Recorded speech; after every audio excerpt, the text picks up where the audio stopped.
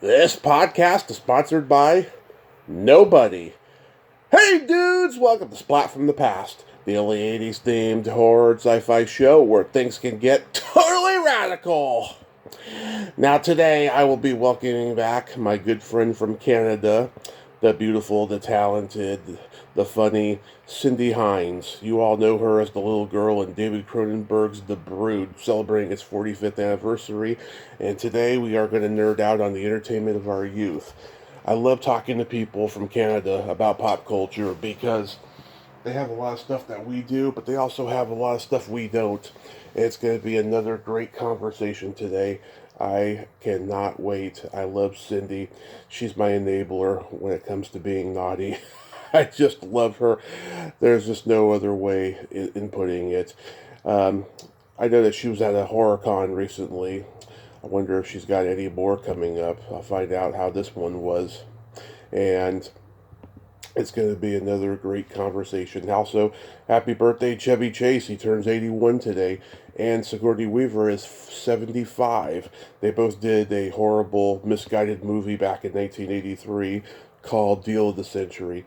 But nevertheless, happy birthday to Chevy and Sigourney. So yeah, here is my new interview with Cindy Hinds.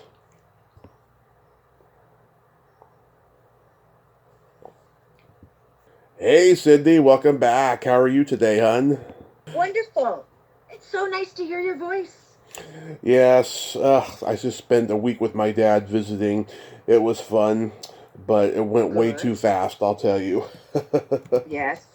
Yes. Well, it's wonderful that you're getting that time in. Having recently lost my mom, I'm now realizing the importance of that time. Yeah, I'm so It goes sorry. so fast.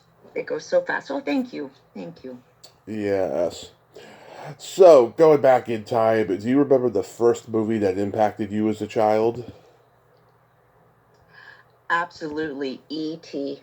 Oh, yeah.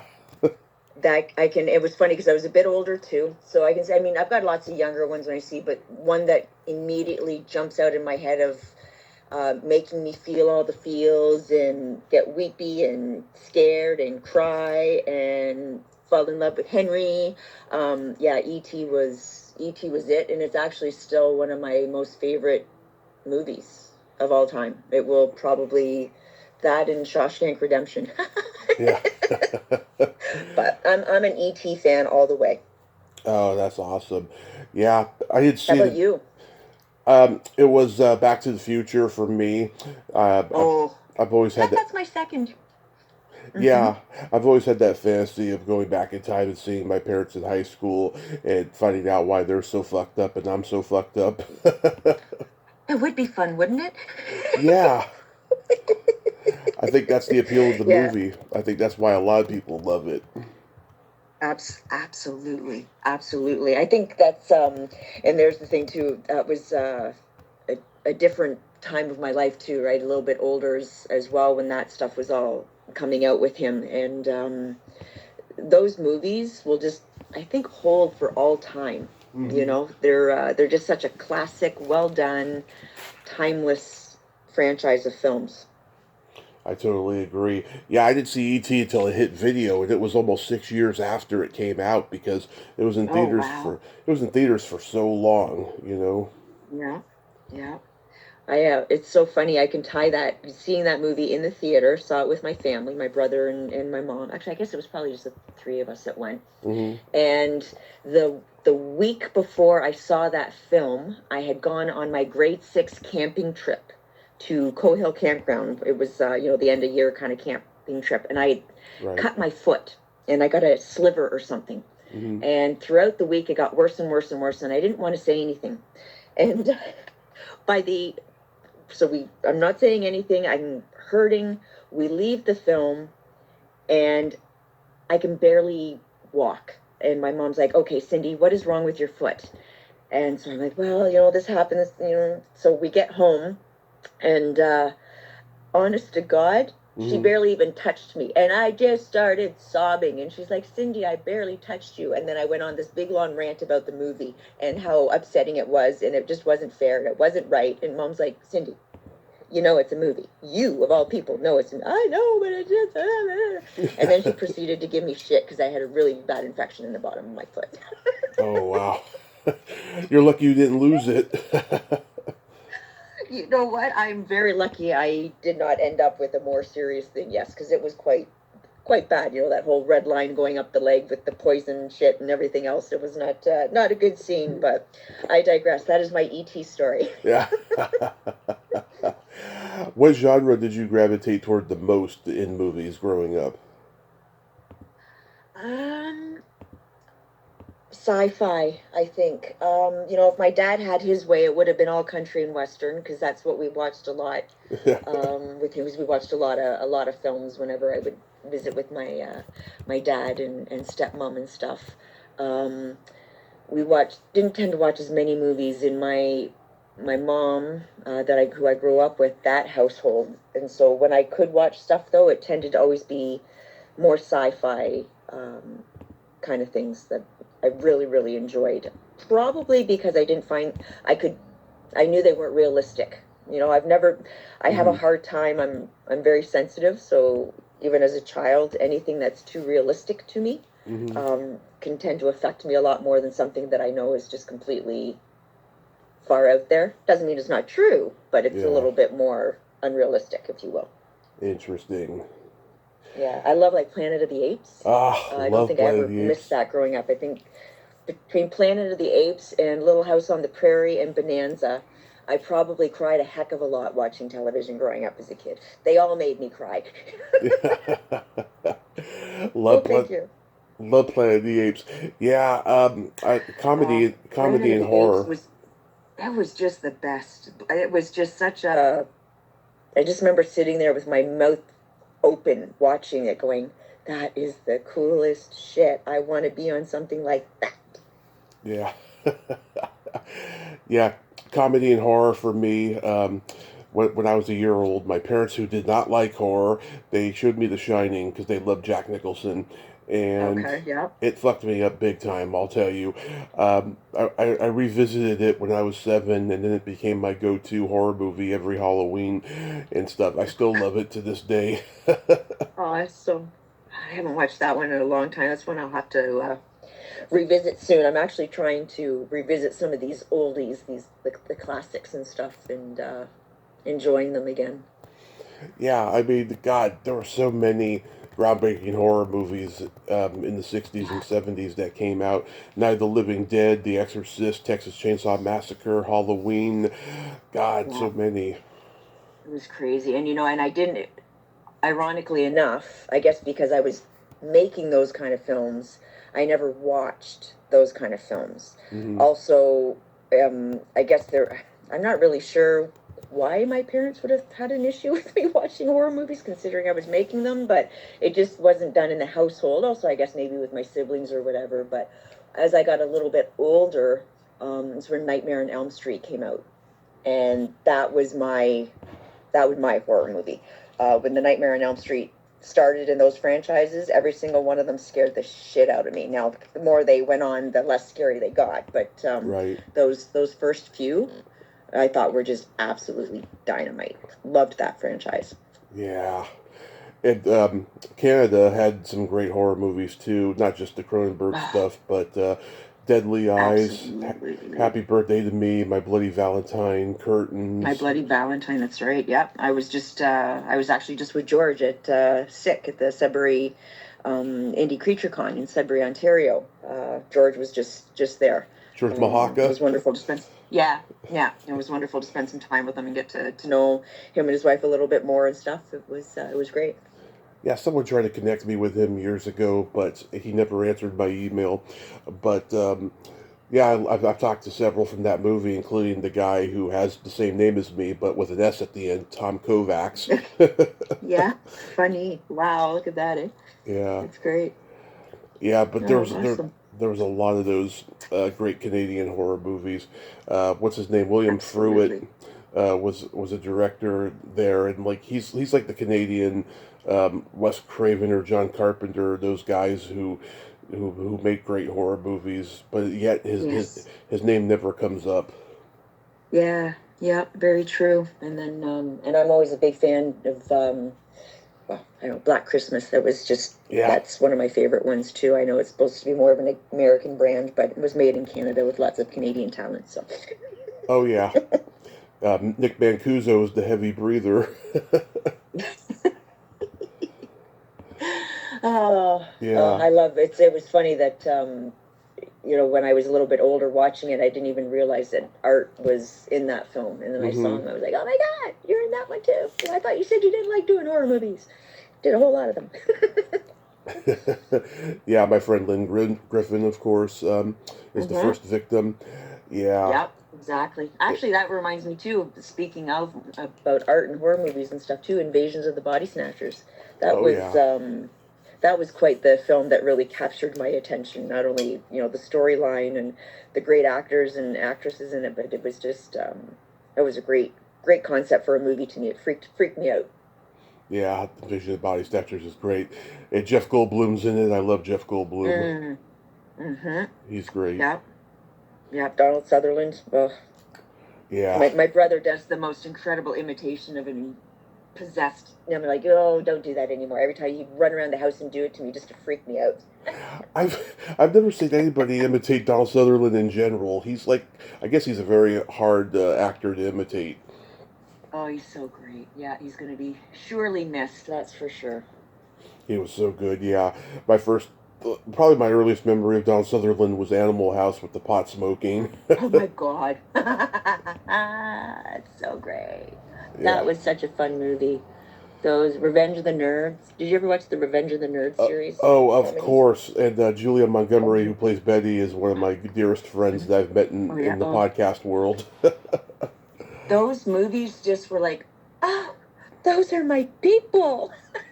And then I'm like, is that what I get to look forward to when I grow up? Yay. Julia's Love like, them.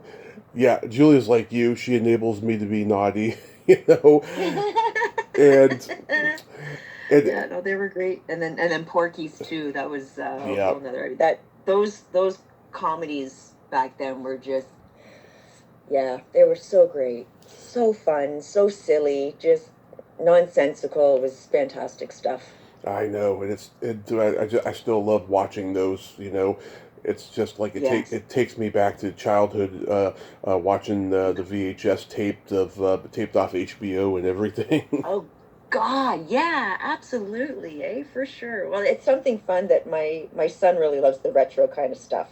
Oh yeah. So when we talk about things and I tell him stuff, or I'll even show him some of the old ads and things that I've done, he really gets a kick out of it, and he's like, "Can we watch your recording of it?" Because he wants to see the old stuff that comes along with it. So it's fun. Oh, one Canadian movie I wanted to bring up. You probably saw this in the theater when you were a kid. Do you remember a movie called Kelly? I do not. It's about. Is that really bad of me? No. It's 1981. It's about a feisty little girl who lives in the city with her mom. She misses her dad, so she runs away from home to go live with her dad in the woods. And oh my God! So the movie takes an even darker turn. About 30 minutes in, the legendary Doug Lennox plays a pedophile woodsman who tries to kidnap her. And then he successfully kidnaps her about an hour and a half in. And both times, oh my God, he gets his comeuppance in a hilarious way. The first time, the father knows him.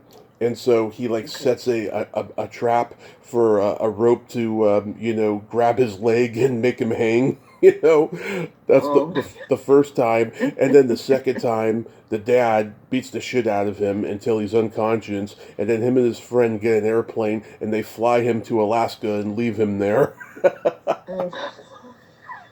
I was like, this is a dark Canadian family movie.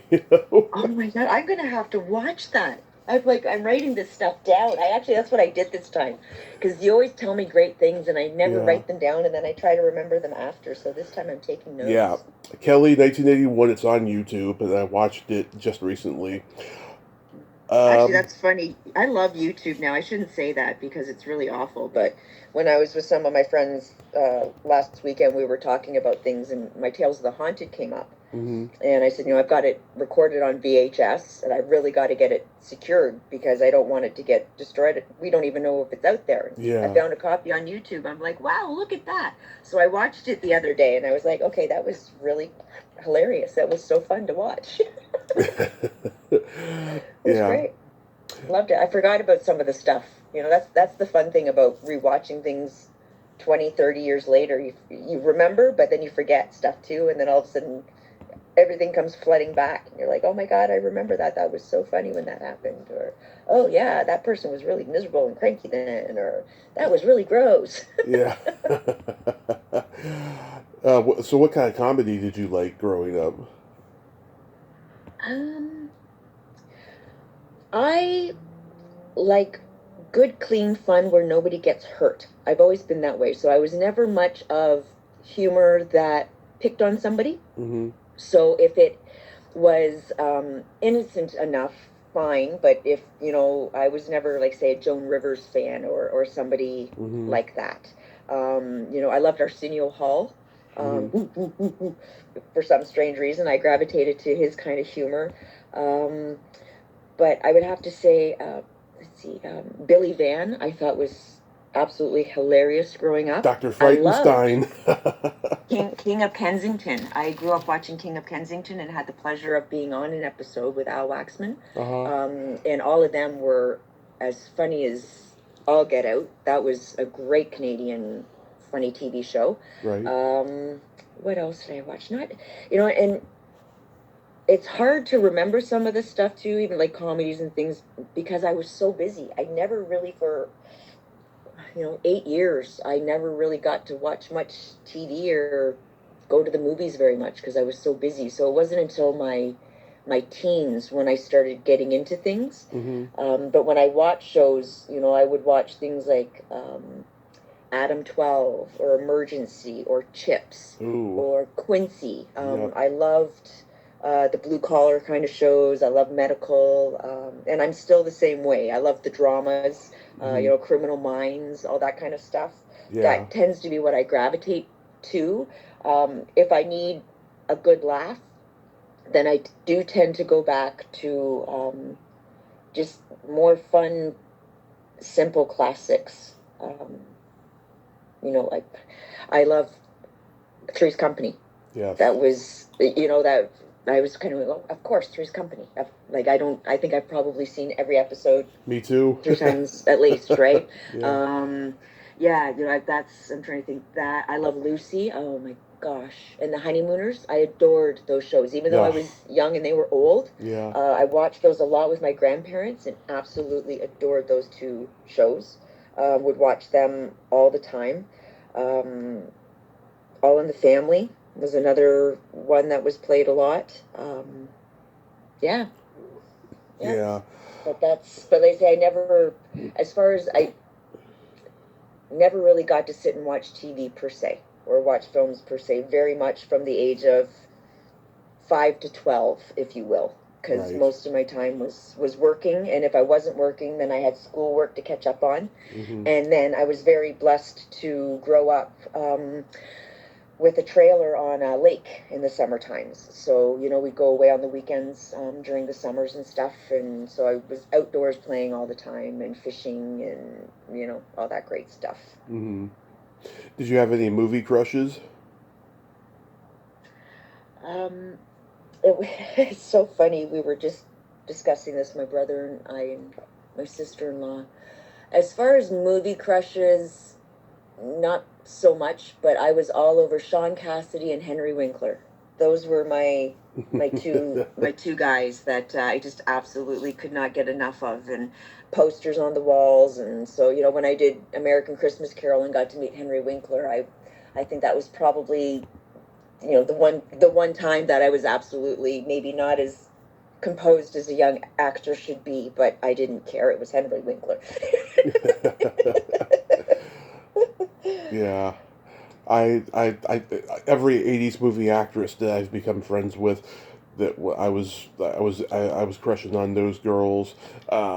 Cary Grant was a big one for me. My mom had a paperback book of Cary Grant. It had all these beautiful black and white pictures of him and stuff, and Yeah. I was really into that. And I watched the Monkees. I loved Davy Jones. Oh yeah. Yeah. Yeah. Actually, Yeah, Robert Redford. I shouldn't say I didn't. Robert Redford. I think if I'd have to say if there was a man that I was always like humana humana humana, yeah. he was one of them, and still, you know, he will forever be a humana humana humana kind of guy. Yeah. Yeah, he's now that I think about it, yeah. he's 88. He still holds up. He certainly does. He certainly does. And then there is the forever dashing Art Hindle. It was quite handsome. Okay, He still is quite handsome. that's But yeah, I remember my mom crushing on him big time when I was filming. that's a She little didn't realize what a incestuous. handsome man he was. Yeah, yeah, it is slightly, isn't it? Mm. Do you remember the first time you ever went to the drive-in? I'm trying to think. Yeah, because it was a horror movie, and it was The Gates of Hell. Oh It yeah. was called. Um, it was an oldie, so it was in the 80s, early 80s, I think. But I'm sure I went before that, but my first actual memory of seeing a film, that is the first one I can recall because it was really, really grotesque and nasty, and it was a good horror movie. Um, yeah, we didn't go to the drive-in too much Hmm. growing up. A few times, but Yeah. not too much. Oh, my dad and I went a lot. Um, my parents started taking me to drive-in when I was two. We went to see Weird Science and Rambo 2, and Rainbow. after that, they stopped taking me for a while when I was three and a half because it got to a point where I was either falling asleep in the back seat or I was getting out of the car and knocking on windshields. Trying to socialize, eh? Yeah, Oh, funny. Yeah, the drive-ins are so great, though. I wish it's so sad to see some of them have gone away. But I'm loving this whole new idea of these movies in the parks and stuff with these big giant screens popping up and stuff. It's so fun. yeah, we went like six times a year. I can remember all the movies that we went to, and of course we went to the theater whenever something wasn't playing at the drive-in. But Yeah, we went a yeah. lot until I was 17, and then our drive-in closed, unfortunately. Mm. But my dad, he was a teenager in the 70s. He was going there in the 70s. It's funny, he would go see a movie three times because the first two times he was getting laid or making out with the girl, you know. And then You miss it, yeah. yeah, then he would go by himself the third time and he would see like Animal House or Rocky or The Groove Tube and say Uh, like, wow, this is a masterpiece. It's going to be immortal. yeah. Uh, I remember seeing Jaws at the drive-in. I Hmm. do remember seeing Jaws, but that was in the '80s though. That was later. It wasn't when it was first out. It was a special viewing of that. But yeah, The third it's always such a fun experience, right? I mean, it yeah. truly is. It's such a unique experience going to the drive-in versus a theater. It is. The third Jaws came out like a week before I was born or something like that. Oh wow. Yeah. Yeah. It's funny. Jaws 4 gets a bad rap. I actually like it. Oh yeah. Yeah. I mean, it's not the greatest movie. It's not the first one by any means, but I actually think it's not as bad as people say it is. Sometimes people think films shouldn't continue on past a certain amount of numbers, right? Yeah. I know. There's a lot of those out there. A lot of them that I see. Yeah, going back to television though, Canada had a lot of great TV comedy. I'm a huge SCTV fan. Are you? Oh my gosh, Yeah, right? That was some good TV. And again, I was just a little bit too young to really understand as much of the humor as maybe you know now I would, you know, hmm, because even thinking about the shows, it would go over my head, or I wouldn't find like say Martin Short. yeah, You know, how can you not find Martin Short funny? How can you not find John Candy funny? Yeah. But when I was younger, it was hard for me to. But now I'm like, oh my God, these guys are like brilliant, brilliant people. You know, and then even some of the new comedians that are coming out too are great, but they've got a lot of shoes to fill because we've got some incredible Canadian talent. Yeah. Oh my God. Yeah. Candy was just my hero. The saddest day of my life was when he died. I just couldn't believe it. Yeah. It was Yeah. just a complete mind fuck.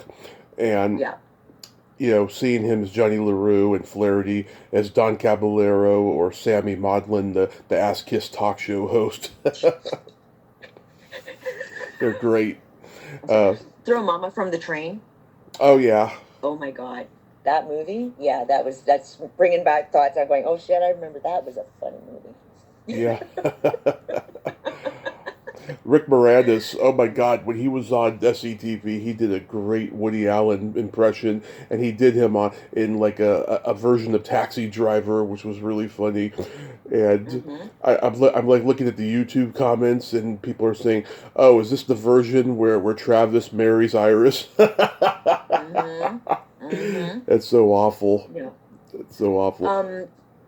What did you Planes, Trains, and Automobiles? Because I throw Mama from the Train came into my head, but Planes, Trains, and Automobiles was a John Candy film I was thinking of. Yes, loved that one with him with it was Steve Martin, wasn't it? Steve Martin. No, yeah, it was. yeah, Steve Yeah, Martin was and that John right? Candy. Yeah. That was a fun one too. And the guy who plays the cab driver, who drives them to the hotel from the airport at the beginning, Larry Hankin, I've had him on, and like he worked with Steve. Awesome. He worked with Steve Martin before in the Jerk, which is one of my favorite comedies ever, and he worked with John Candy. At SCTV at Second City, he worked with John Candy, and then he was in the movie Armed and Dangerous with him and Eugene Levy and stuff. And he said working with those guys, oh my God, was just so great. He said. I bet. I mean it's and because they're such lovely people as well, it must have been just such an enjoyable experience and so fun. Right? John Hughes was just a genius. I love all his movies. Breakfast Club is my favorite, and 16 Candles, and the Weird Science, Absolutely. of course. Yeah. Absolutely. Good films right there for sure. Love those two. Yeah. Do you remember? You may have been too young for this, but there was a raunchy sketch comedy show in Canada called Bizarre. Yes, I do. I do remember that. Yes. Yeah. I've only found out about it in the last few years. I interviewed John Biner when his memoir came out, and I didn't know too much about it, but now it's on YouTube, and I get to watch it now and stuff. Every actor in Canada was on that show when they first started. Everybody from Saul Rubinek to George Buza to Cynthia and Jennifer Dale, Lolly Cadu, Mary Beth Rubins from Prom Night. I had her on earlier this year, and she did this hilarious sketch where her and John Biner are silent, and they're doing visual of like taking off layers of t-shirts, and then finally we get to her breasts. Too funny. Yeah. But yeah, no, I was good. Yeah, that was, you know what, I absolutely, it's funny you bring that up. I forgot about it because I was young, right? That was in the 70s, so I was just a youngin' then. But I think like Billy Van was on that. Yeah. And I think Howie Mandel started on it even. Yep. Was, you know, yeah, that was oh my God, that was a good show. That was one that I think I probably stayed up late and probably shouldn't have.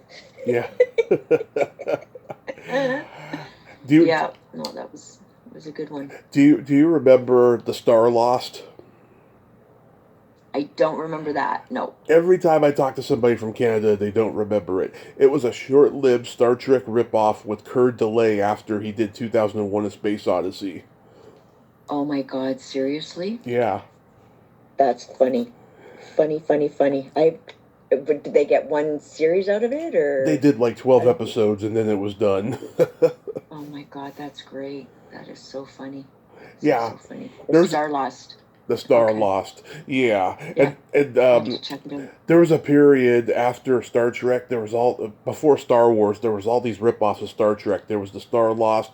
There was Space 1999 with Martin Landau. That was a British series he did, and it's stuff like that. And then when Star Wars hit, there was Battlestar Galactica, and there was Buck Rogers being revamped, and Flash Gordon being revamped into a movie, which is a good movie, but it wasn't a big hit at the time.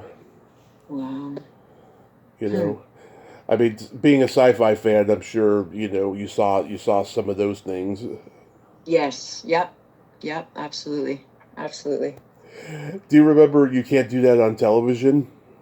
Yes. Absolutely.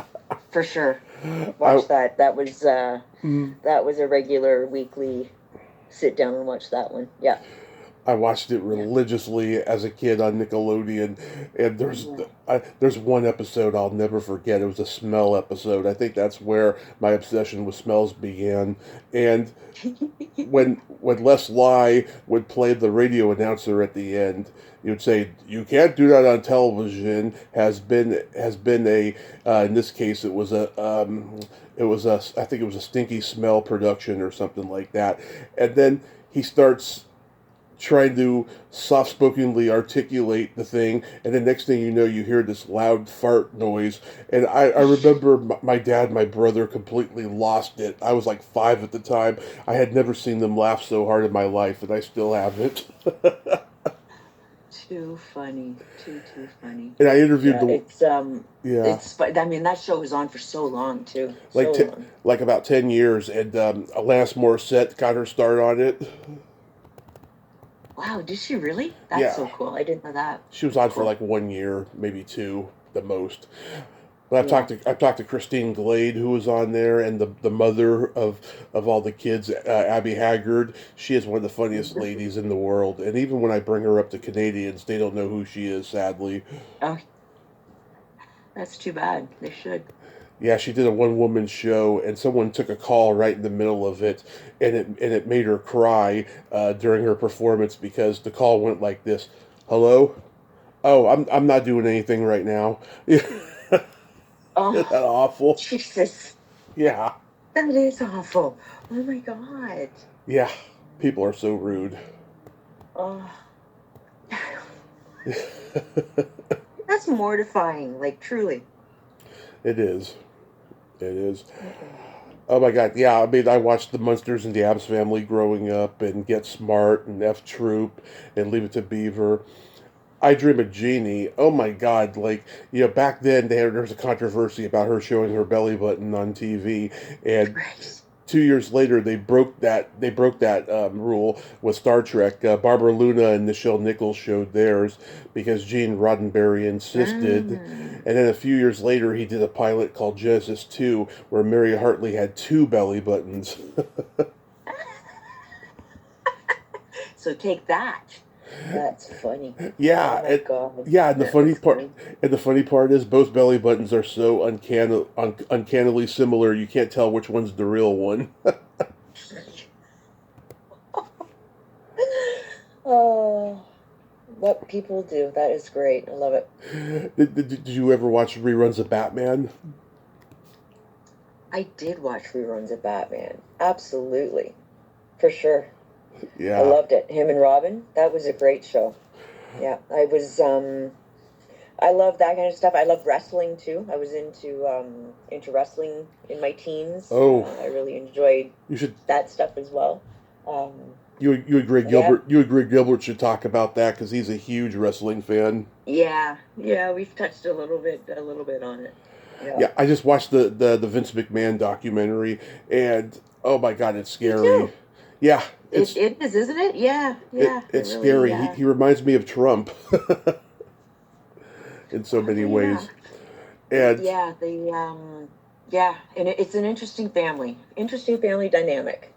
yeah, and it was like a love letter to Hulk though because they did so much focus on him in one episode. Did they ever, eh? Yeah, Hmm. I was wondering. I'm like, huh. I wonder how much each one got, and it was fun to see. the people that they brought back for it, though.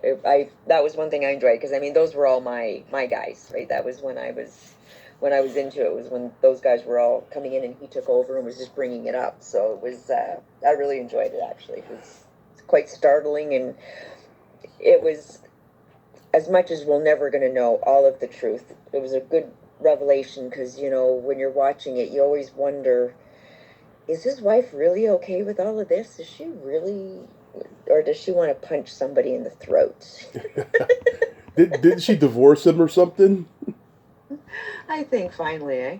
Yeah. Yeah. I don't know. Silliness, but it was good. Wow, it was just... Yeah, but Canadian TV was unfortunately very limited with what I was able to see too. I actually, the other part of my growing up is I was out on a farm for a few years as well, so we only had like the little dial thing, so I didn't even have cable for a few years. Yeah. Wow. There was really no TV. It's like living an Amish life, Yeah. Well, hey, I was dedicated to the Mennonite church when I was a baby. Sometimes you got to live by the way. Oh, yeah. Did you ever watch The Twilight Zone? Absolutely. Rod Sterling for sure. The Twilight Zones freaked me out, and Alfred Hitchcock. Yeah. I really enjoyed those ones. I mean, I found them very bizarre and macabre, but really quite enjoyed them. Oh yeah, the Talking Tina one was a favorite of mine, and the one where Susan Gordon, who was the daughter of Burt Gordon, who directed The Amazing Colossal Man and all these creature feature movies, she's this little girl who's hanging out with this old man who can turn himself into a bat and all these different things. And Nancy Culp from the Beverly Hillbillies is her aunt who she lives with, and she's mean and all that. Mm-hmm. I remember the Bill Mummy one where he's like, where you have to be nice to him or he like makes bad things happen to you. Yes. Yeah. Yeah. I always loved how it was never gory. Mm-hmm. It was imaginary. They really set everything up that you could just envision what was happening, or you never were quite certain. You always felt uncomfortable watching the episodes, but you could never really understand why, because it was so great, the moods that they created. There's just nothing like them on TV anymore. It's right. Unfortunate.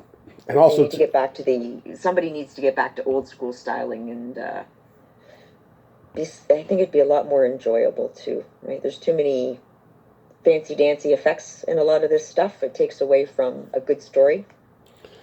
Right, and also too, they couldn't even have gore on TV in those days. Yeah, true that. I mean, very, very limited. Very limited. Did you watch Dark Shadows?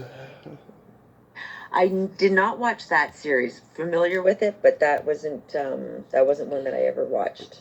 They did a reboot of it when I was a kid, but I didn't know about Dark Shadows until Tim Burton made the movie, and then now I've had a couple of the original cast members from the series on because I'm just fascinated by it. It was just an interesting cult phenomenon.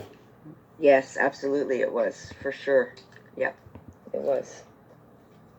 So getting into music, do you remember the first album you ever bought with your own money?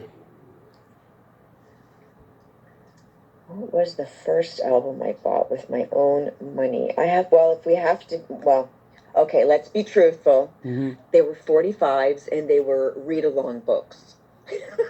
Every week with my allowance, I would go and buy a Disney read-along storybook that was on a 45, and I would sit and play it for hours and hours and hours and listen and read along and sing the songs and all that kind of fun stuff.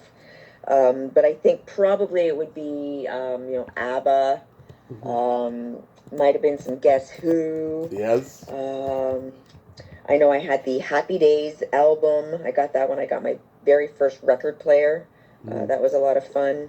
But yeah, so I was into, with music, I was kind of all over the place with what I listened to. Mm-hmm. I liked rock. I liked folk. Yeah. But I think probably the disco was the big thing for me. I was into disco music the most. Canada had some of the best folk guys, Neil Young and Gordon Lightfoot. Absolutely. You know it. And Yep. I'm a huge fan Nice. of Canadian rock bands like the Guess Who. I saw them live in 2009, but like the drummer was the only original member. Yeah. Oh, Burton Cummings' voice is just phenomenal. And we've got Leonard Cohen. He's outstanding. hmm Yeah, Triumph, Rush, Moxie, April Wine, Bachman Turner Overdrive, Saga, Chili Exactly. Whack. I love all those Canadian rock bands. Yeah. So great. So, so great. The first And album still I so great, a lot of them. Mm-hmm. Yeah, the first album I ever bought with my own money. My grandmother gave me birthday money. I was an MTV kid, so I loved Phil Collins. I got Phil Collins' No Jacket Ah, Required, and okay. Poison's Look What the Cat Dragged Did. Oh, oh yeah, gotta do Poison for sure. Hair metal, loved all that stuff too. Yeah, and now That was a fun time in music.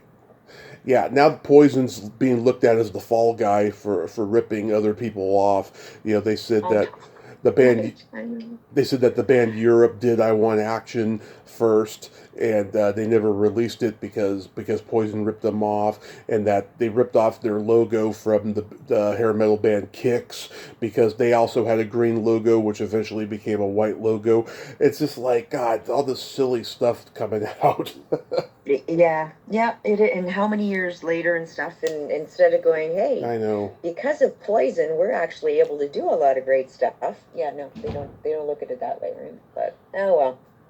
Yeah, They'll always be, right? It's unfortunate it has to be that way. Hopefully, things will improve with time and communication, and yeah, it yeah, it puts a damper on things that really doesn't need to be there. I'm not sure why right.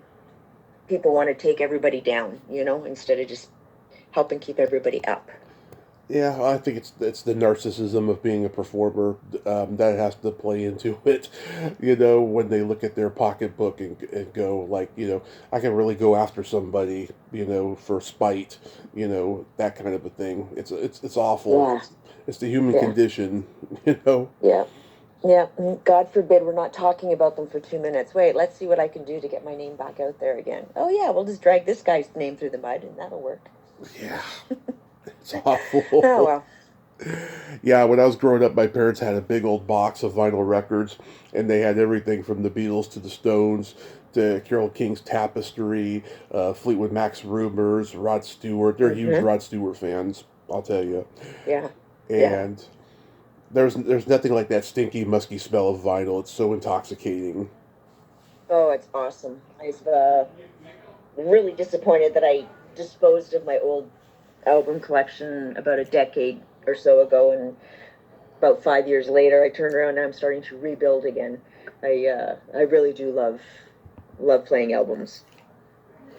Yeah, I have a huge CD collection. I don't listen to them anymore because I have the internet for it. But I have everything. I mean, I got every Weird Al album. I got a lot of the hair metal bands. I got Steve Miller, Alice Cooper. Those were like my two like big ones when I was in high school. Yeah, yeah. Do you listen? I used to listen to Ozzy, Black Yep, Sabbath. huge Enjoyed Ozzy them. fan. I was never an Alice Cooper fan or Judas Priest. They're a little too heavy for me.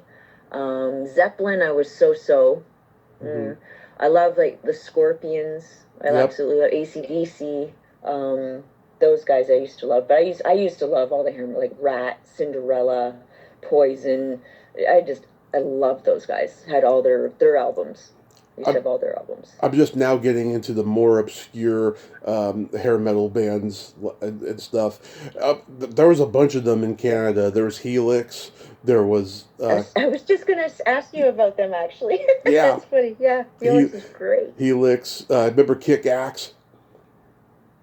Yes, yes. There was them. And it's funny. And then there was that band that made a documentary, and then everybody knew about them. Anvil.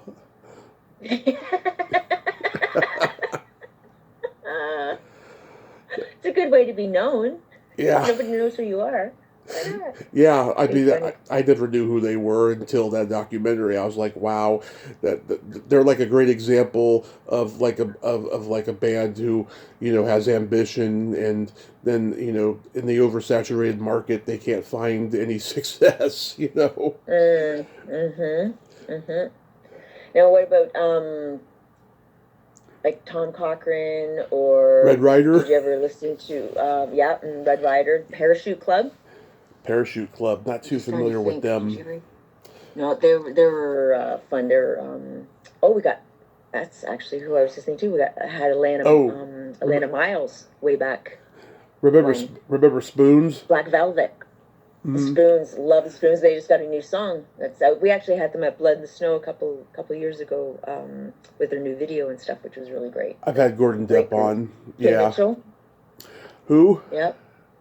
Kim Mitchell. Kim Mitchell. I don't think I know who. Patio Lanterns, and he's um, really fun camping out, having a good time kind of music. It's kind of a folky rock kind of Check style. it out. Yeah. Yeah, he's great.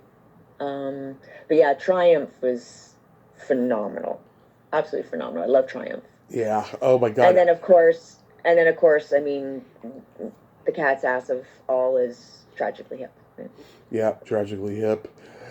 Yeah, Triumph. It's funny, I saw Van Halen in 2012, and Kool and the Gang opened for them, of all people. Oh, And I found out. That's a funny opening act. I found out they tried to get Triumph to reunite and tour with them, and they refused. I don't know what it is. After 1993, they just never wanted to get back together again and tour or create new music. They just all individually have their own careers. Yep, absolutely, they did. It's And unfortunately, it's what happens, right? And I guess I think a lot of it falls on us as the fans too. We so desperately want that back together again. Yeah. We forget that maybe they're just not happy and don't want to do that. Yes, it's sad, but yeah.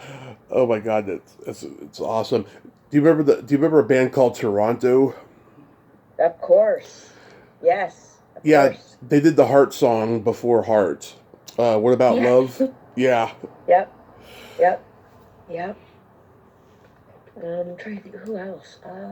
Remember Sheriff? Oh my God, I forgot it. But I do remember them. I forgot about them. But yes, I did. It's funny. They do the song when I'm with you, power ballad, 1981. It goes nowhere, and then some DJ in the States start playing it in 1988, and then it becomes a #1 hit in the U.S. And then the lead singer forms a new group, Alias, and has a similar power ballad hit, More Than Words Can Say, like a year later.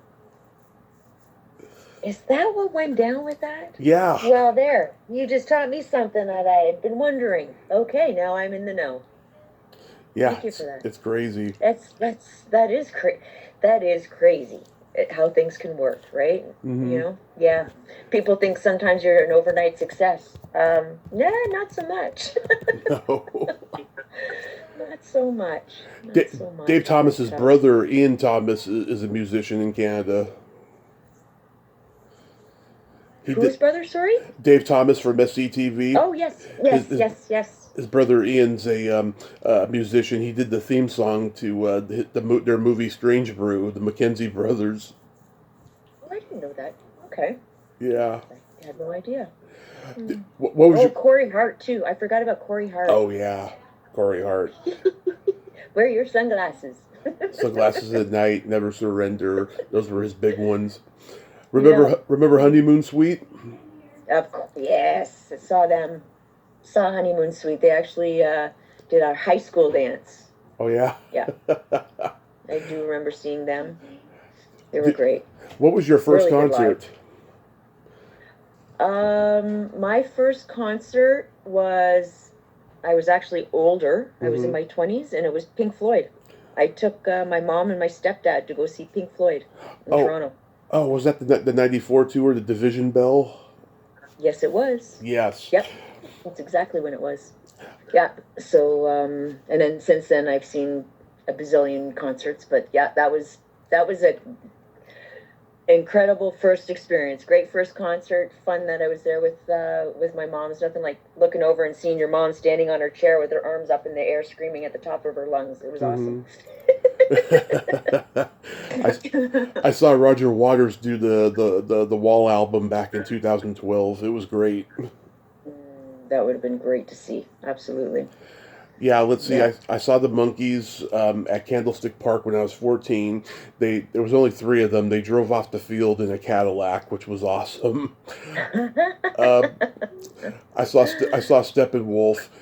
John Kay was the only original member, and it was okay for me because he was very charismatic and funny. But for the 40 and 50-year-olds there, because I was 15, it looked like the magic was gone for them. Mm-hmm. And I saw Alice Cooper. He was like my first huge concert in 2000. Very cool. Oh, actually, you know what? I just remembered. Mm-hmm. I went and saw Air Supply here in North Bay. Oh, yeah? They played in North Bay at one of the things, so that would have been probably 90, 91. I don't know if David Wilcox counts at a bar. Yeah. I was working at the bar and he was working, but he's an oldie. Oh, wow. Oldie Canadian. Do you know David Wilcox? I've heard of him. Bad Apple, Do the Bearcat. But some people call me a bad apple. It's a great song. Yeah. Good song. That's your song. You're a bad apple. I'm a bad apple. How so?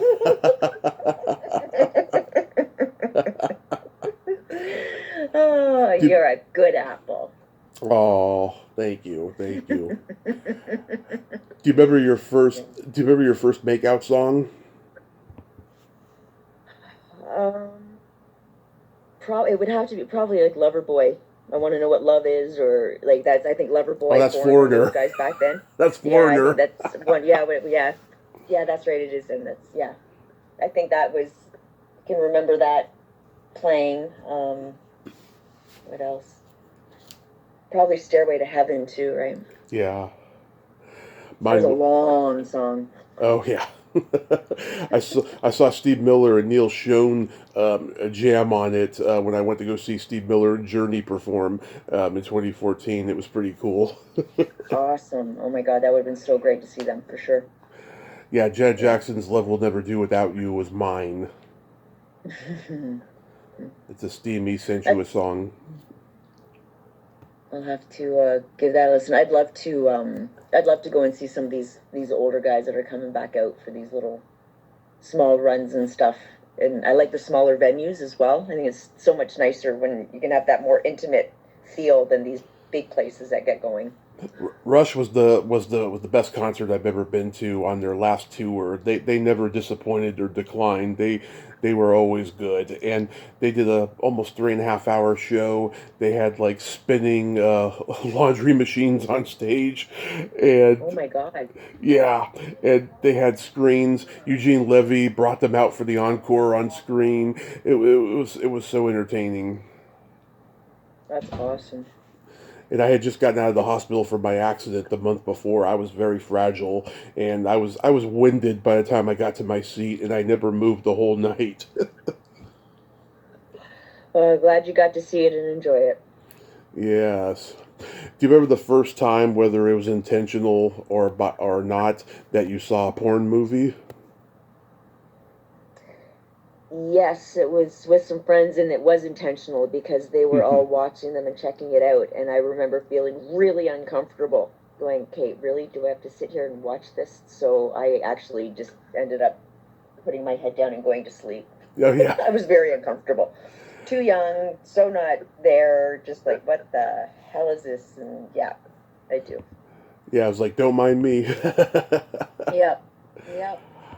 I was 10. We had this channel called the Spice Channel because my mom worked for the cable company. We had every channel, and I just turned it on by accident, and I see this guy fingering this girl, and I watched the scene, and then I turned it off out of fear that I was going to get caught, And then 2 years later, when I had that first makeout session that I just alluded to with the Janet Jackson song, what I saw came in handy. So I don't know the name of that movie, but I thank it for helping me. Yeah. Yeah.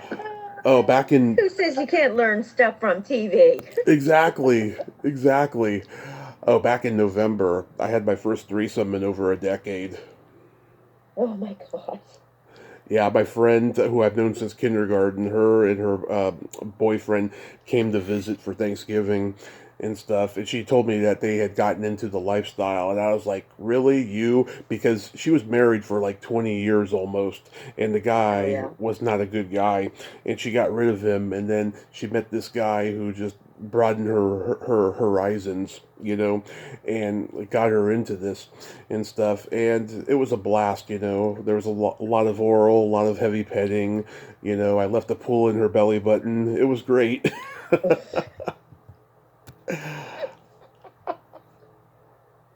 So, Oh, you are so articulate. oh, You're giving me visions that I can't unsee, Tommy. You're giving me visions I can't unsee. well, maybe, it encourages you, to, have some experimental fun in the future with some guy, Maybe that's my problem. Maybe that's exactly what I need. It's been too goddamn long. Yeah. Yeah, I mean, I personally don't Find me a like, man. yeah, like I personally don't like dating apps, right? But you should get on one, to give it a try. Oh God, no, thank you. Been there, done that. Ain't doing it again. Really? Was that bad? Well, yeah. I ended up married and horrified. So there you go. Yeah, bad. Well, I'm doing it all by myself next time. well, try to go to a lot of weddings then. I'm doing it organically. I'm just gonna let whatever happens happen. So you told me before about the recent con you went to. So was it a lot of fun? It was a lot of fun.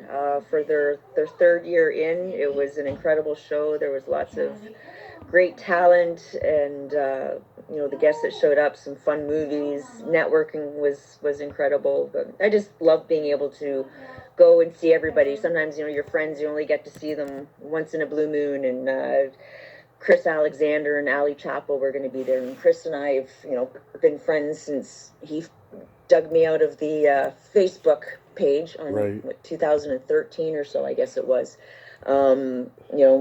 We were able to spend lots of time together when I was further south, but you move up north and you're like, oh, it's been years. Mhm. So finding out they were going to be in Sudbury at SICK, I decided to go across, and next thing you know, you're running into people that you know. So it's great. It's a lot of fun. Yeah, I saw you post the pictures and all of that. Like, who else was Mhm. there as far as HorrorCon people? Let's see. So Leslie Donaldson was there. Yeah, Leslie was So there. she was, which was fun because I haven't, had a chance to really get to know her, Hmm. um, per se. I've done so many things, and that's what we were saying. The amount of times that we've done events together and stuff, but we didn't actually spend time together. So it was nice getting to know her. Chris and Allie were there. Hmm. Brett was there, so he was doing all his films and his Gelatin Skeleton, his metal band that he's got going with his stuff. George was there. Um, Rye Barrett was there. Okay.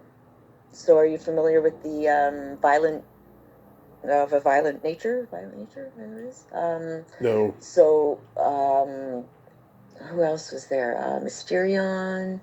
Yeah, it was great. There was so many people. I'm sure I'm forgetting people, and I'm sorry. Matthew Taylor from Resident Evil Oh, okay. Apocalypse. Yeah. He was there. Um, Trying to think, who else am I missing? I think I got everybody. Do you know Jim Burrell? Jim Brill. He does articles for different horror magazines and No. podcast radio things and stuff. Really incredibly knowledgeable gentleman on stuff. He was the one who did the little brew guys that I picked up in that, which were fun. But yeah, you know, guys from Black Fawn were there, and it was just, yeah, it was just a really good crew, wide variety, and then you had the vendors and stuff too, right? Which was Yeah. fun. So, like I say, it was only their third year, but their first year of going on a much bigger scale too. So Hmm. it's really going to be fun to watch them grow. And I talked about maybe hanging out with them next year as a guest. So we'll see what happens there. Nice. Did Leslie wear sandals? No, she had closed-toed shoes. It was chilly. Okay. Leslie has beautiful You know feet. what?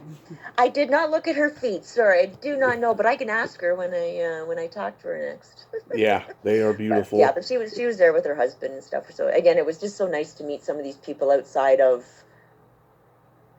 the industry per se, you know, because I was Yeah. just there visiting and hanging out, and we had dinner together, and it was nice. When are you going to come to California? I've got to get to California. I Yeah, know. we got to hang out. Absolutely. I'm coming when the weather gets really crappy in North Bay. I'll be calling you going, guess who's flying in tomorrow? Yeah. They're calling for another 2 feet of snow. I'll see you soon. Do you have another con coming up? Blood in the Snow Film Festival is coming up Hmm. in November from the 18th to the 23rd. We run that every year. It's Blood in the Snow Film Festival and Deadly Exposure, so it's kind of a double header, if you will. Hmm. We have the films that we play, but then we also run a parallel component which allows filmmakers and industry professionals to get together and network and talk, and we have panel discussions and all that kind of stuff. And you know, it happens pretty heavy duty over a 5 day period during the week in Toronto. Nice. We hold the films at the Isabel Bader Theater, which is the U of T campus, and then at the Transact Club is where all the Deadly Exposure and after parties and stuff are.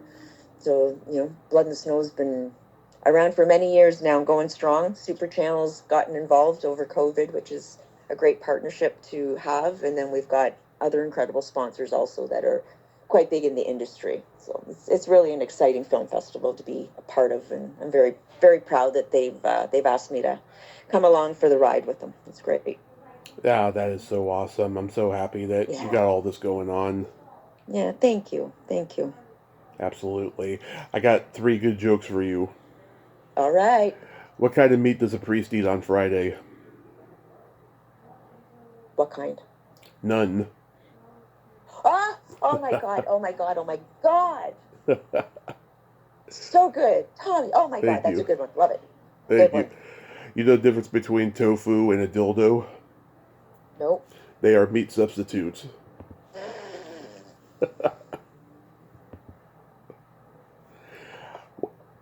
What does a what is All a, right. what does a redneck do for Halloween? What? Pumpkin.